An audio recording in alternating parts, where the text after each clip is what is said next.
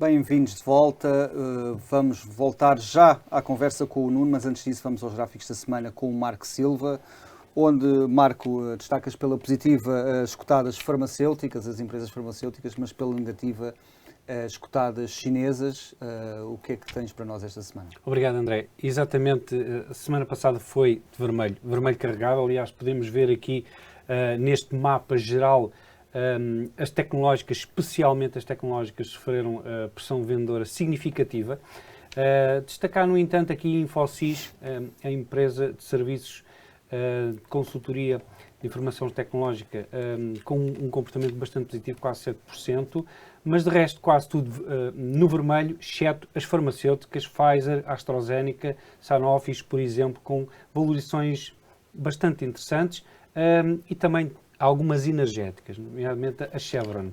Em relação ao resto do mundo, destaque para as empresas chinesas listadas nos Estados Unidos, muito por aquilo que o Nuno referiu, do risco que existem de saírem da listagem ou de estarem cotadas nos Estados Unidos. Isto é um risco que realmente é reduzido, mas só o próprio, se falasse sobre isso, está a causar aqui algumas correções.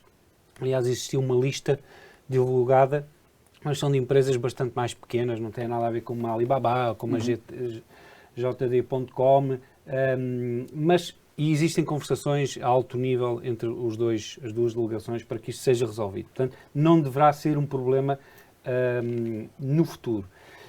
Depois, em termos de setores e de mercados, podemos ver aqui que as mineiras, nomeadamente de ouro, com um comportamento positivo, e as energéticas também, ao passo que as tecnológicas tiveram aqui, tecnológicas na parte dos semicondutores, tiveram aqui um comportamento bastante negativo.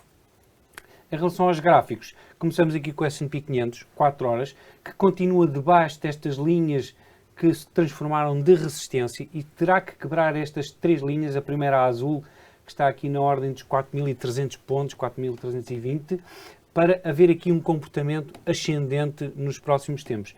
Caso bata aqui e venha para trás, então poderíamos ter aqui uma correção bastante mais acentuada.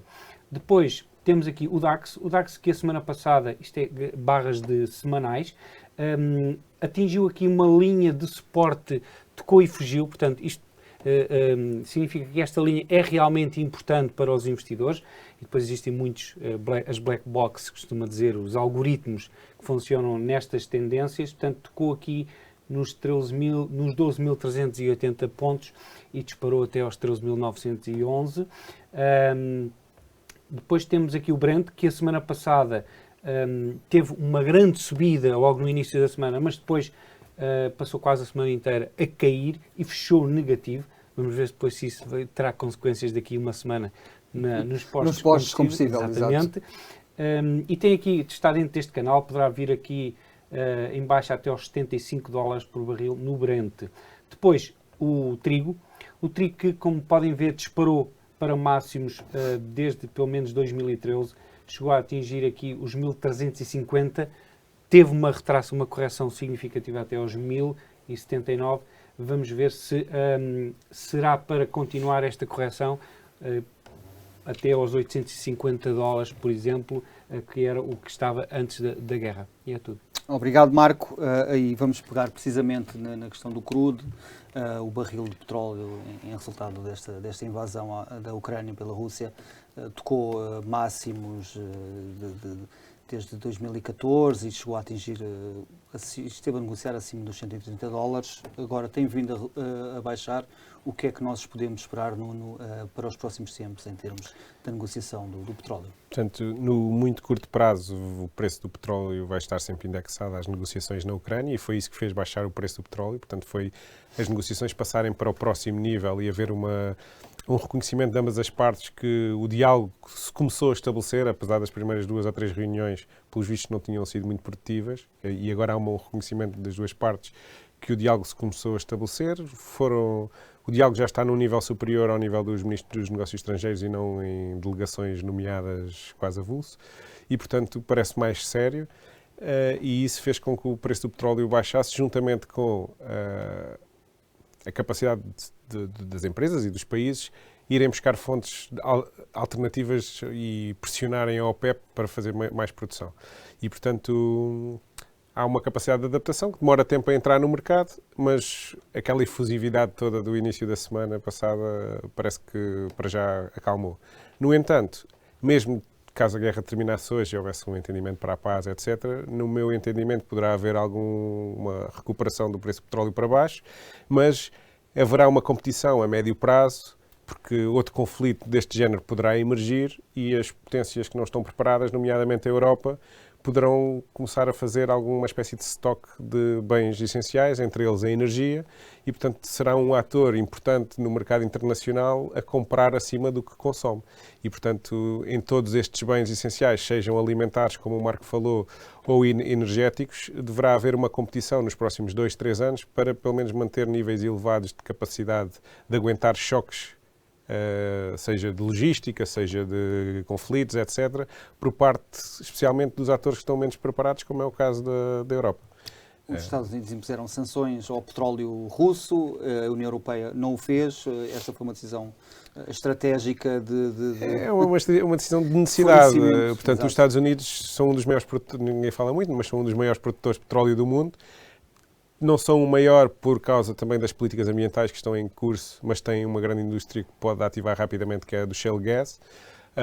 Tem até constrangimentos, como estávamos a falar dos bottlenecks, de transporte de bens petrolíferos do Canadá e da região Nordeste, que poderiam alimentar outra parte dos Estados Unidos. Portanto, há pipelines que estão para ser aprovados, etc. No caso da Europa, não. No caso da Europa, neste momento, a Europa se decide desligar o abastecimento de um dia para o outro, fica sem alternativas de um dia para o outro e, como eu disse, demoram algum tempo a serem construídas outras pontes e outros acordos comerciais, como ir buscar gás ao Qatar, aos Estados Unidos, etc. E, portanto, não é fazível de um dia para o outro, execuível de um dia para o outro, a Europa dizer que não comercializa mais com a Rússia, e a Rússia está a usar esse trunfo para negociar e para mostrar que tem alguma boa vontade, ainda não desligou a torneira do gás. Não? Nuno, só uma pergunta rápida. Achas que Sines pode se tornar aqui um player interessante para a Europa consumir gás de outras paragens? Eu penso que sim, para o gás e não só para o gás, mesmo para as matérias-primas agrícolas que vêm da América do Sul.